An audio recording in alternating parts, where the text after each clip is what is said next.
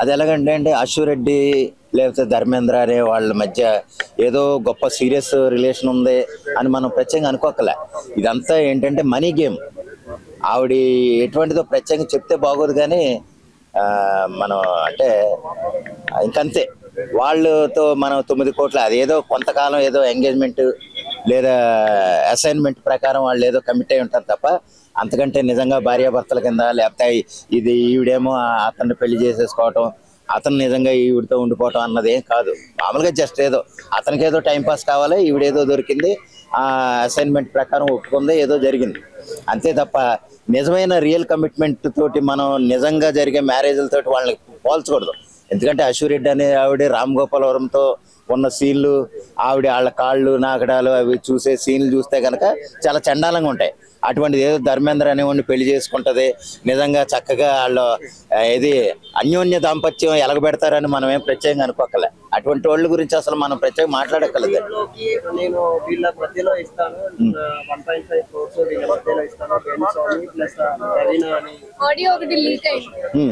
అదేనమ్మా మామూలే. అదేంటంటే ఇది ఒక సరదా గేమ్ కింద అంతే. ఆ మే నెలలు ఇస్తారు, మే నెల వచ్చేటప్పటికి మళ్ళీ ఆడికి రివర్స్ 3 కోట్లు ఇవ్వాల్సి వస్తుంది అన్నట్టు వచ్చేస్తాయి.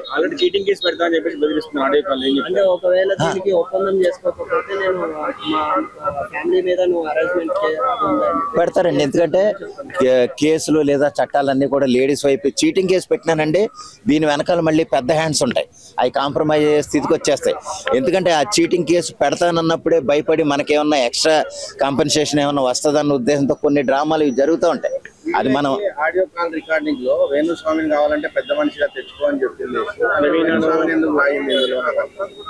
వీళ్ళు ఒక అంటేనండి ఒక మిడిల్ సెంట్రిక్ అన్నది అదే ఒక ప్రొఫైల్లో ఉండే మనుషులు వీళ్ళంతా. అశ్వరెడ్డి లేకపోతే వేణుస్వామి వీళ్ళందరికీ గైడెన్స్ ఇచ్చేవాళ్ళు ఒకళ్ళు ఉంటారు. వీళ్ళంతా ఏంటంటే ఇప్పుడు ఈరోజు అశ్వరెడ్డి నువ్వు పలానా రామ్ గోపాల్ వర్మ గారి దగ్గరికి వెళ్ళంటే ఆవిడ అలాగ వెళ్తుంది. తిన్నగా రామ్ గోపాల్ వర్మ నుంచి ఆవిడ కాల్ వచ్చేది. మీకు అర్థమైందా? మీడియేటర్స్ ఉంటారు, బ్రోకర్స్ ఉంటారు, వాళ్ళ ప్రకారమే వేణుస్వామి అయినా నడుచుకోవాలి. వాళ్ళు ఏం చెప్తే అది వేణుస్వామి అదే చెప్పాలి.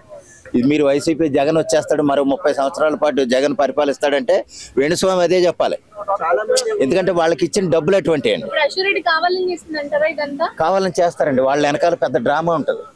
ఇదేదో పెద్ద సీరియస్ ఇష్యూ కింద కూడా మనం మాట్లాడుకోకలేదు. కానీ ఏదైనా సరే వీళ్ళు ఇటువంటి వాళ్ళు మాట్లాడేది అది అశ్వరెడ్డి కానివ్వండి, లేదా ధర్మేంద్రరత్న కానివ్వండి, లేకపోతే వేణుస్వామి, ఎవరెవరో ప్రవీణ్ గారు, ఎవరెవరైతే కానివ్వండి, వాళ్ళంతా మాట్లాడేది ఒక చిన్న బ్యాక్గ్రౌండ్ డ్రామా నడుస్తూ ఉంటుంది. ఆ డ్రామా ప్రకారం వాళ్ళు నడుచుకుంటూ ఉంటారు అంతే. ఇదేమో మన పెద్ద సీరియస్గా వాళ్ళ గురించి మనం చర్చించుకునేంత సీన్ కూడా వాళ్ళకి లేదు. అవునండి,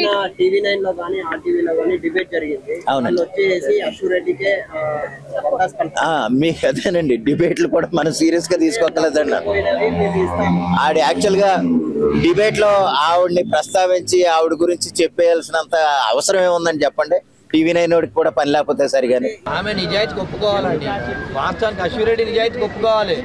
ఎందుకంటే ఆమె డబ్బులు తీసుకుని తిరిగిస్తా అంటుందంటే ఆమె గొప్ప మనసు అన్నాడు. రామ్ గోపాల్ వర్మ కట్టేమో ఆమె పాదాలు నచ్చినాయి, పాదాలకు ముద్దు పెట్టిండు. మరి తర్వాత మనోనికి మరి ఏం నచ్చిందో నాకు అర్థం కాలేదు. కానీ మనోనికి 9 కోట్ల రూపాయలు ఇచ్చిండంటే 9-10 కోట్లు ఇచ్చిండంటే అసలు మరి ఈమె దగ్గర ఏముందో నాకు అర్థం కాలేదు అసలు. అంటే ఏంటి 10 కోట్లు తీసుకొని 1.5 కోట్లు ఇస్తా అని చెప్పి ఇందులో వేణుస్వామి ఉన్నాడు, ఇండస్ట్రీకి సంబంధించిన 2-3 ఉన్నారు ఇందులో. ఈ విధంగా అమ్మాయిలు ఎందుకు మారుతున్నారు? కానీ అశ్వరెడ్డి నిజాయితీ పర్రాలండి. 1.5 కోట్లు ఇచ్చి మిగతా డబ్బులు సెట్ అయినా ఇస్తాను అంటే ఆమెకు నిజాయితీ ఉందని చెప్పి నాకు అనిపిస్తుంది. సెట్ అవుతుంది అంటారా? సెట్ అవుతుందండి. ఆమెకు ఆఫర్లే లేవు అసలు. ఇండస్ట్రీ మొత్తము నడుస్తుంది ఇంకా డొల్లా అన్నట్టే కదా. అంతే అండి. 1.5 కోట్లు ఇచ్చి తర్వాత సెట్ అయినా ఇస్తా అంటే ఆమె సెట్ ఎప్పుడు కావాలి, తర్వాత ఆయనకు డబ్బులు ఎప్పుడు ఇవ్వాలి, సినిమా ఆఫర్లు ఎప్పుడు రావాలి, అవన్నీ ఉత్తమాటలు. ఏదైనా కూడా అమ్మాయిలకు సెలబ్రిటీలైనా సాధారణ వ్యక్తులైనా కూడా ఆ అమ్మాయిలకి ఇట్లా మోసపోయి ఇన్ని కోట్ల రూపాయలు డబ్బులు ఇచ్చి వాటికి అనవసరంగా ఇబ్బందులు పడద్దని చెప్పేసి తెలియజేస్తున్నాను. తీసుకునే డబ్బులు ఏం చేసి ఉంటుంది అంటారు? మరి ఏం చేస్తారండి?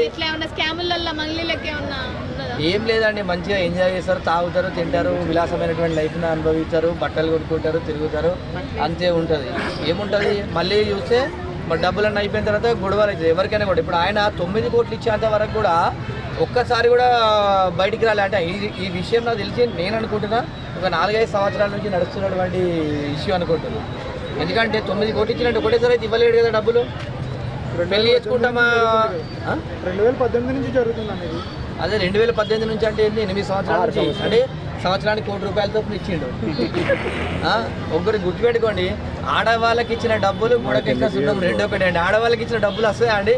అడుగుతారు ఎవరైనా మొగోళ్ళు అయ్యండి. అది ఏదైనా కూడా అడగడం కరెక్ట్ కాదు. అంటే ఈ ఒప్పందానికి ఒప్పుకుంటే సరే, లేదు అనుకుంటే కేసు పెడతాను, హరాస్మెంట్ కేసు పెడతాను అని చెప్పేసి ఒకటండి గుర్తుపెట్టుకుంటే చట్టాలు కూడా ఆడవాళ్ళకే ఉన్నాయండి. నన్ను ఈ విధంగా చేసిండు, ఇబ్బంది చేసిన అని చెప్పి కేసు ఫైల్ చేస్తే ఆ డబ్బులు 9 కోట్లు ఇచ్చినట్టు జైలుకి పోతాడు. మరి డబ్బులు పోతే అది పోతారు. ఎందుకంటే ఇప్పుడు గుర్తుపెట్టి ఎవరికి ఇప్పించామని అడుగుతారు.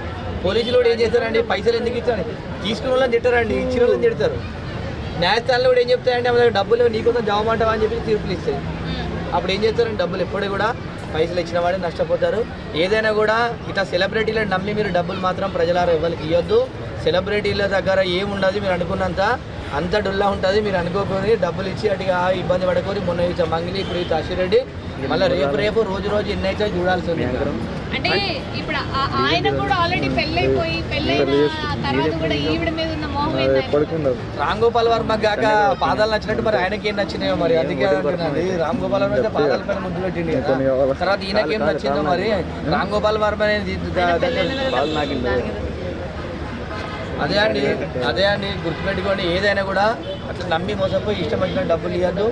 పెళ్లి అయిన వాళ్ళు పెళ్ళైన అమ్మాయినే పెళ్లి చేసుకుంటే మంచిగా ఉంటుంది. పెళ్లి కాని అమ్మాయిల కోసం తిరిగితే ఇదే విధంగా అవుతుంది. ఇట్లా మోసపోయే అబ్బాయిలకి ఏం చెప్తారు మీరు? మోసపోయే అబ్బాయిలు ఒకటి గుర్తుపెట్టుకొని జాగ్రత్తగా ఉండి ఎవరిని కూడా నమ్మకుండా, మీకు పెళ్లి చేసుకోవాలనిపిస్తే డైరెక్ట్ పోయి అమ్మ నాన్నలతో మాట్లాడి పెళ్లి చేసుకోవాలి. చాలా మంది నెటిజన్లు కూడా అశ్విరెడ్డికే సపోర్ట్ చేస్తున్నారు. మరి అంతేగాని మహిళలకు సపోర్ట్, పెళ్లి కానీ మహిళలకు సపోర్ట్ చేయకుండా ఎవరికి చేస్తారండి? పెళ్ళైన వాళ్ళకి చేస్తారా?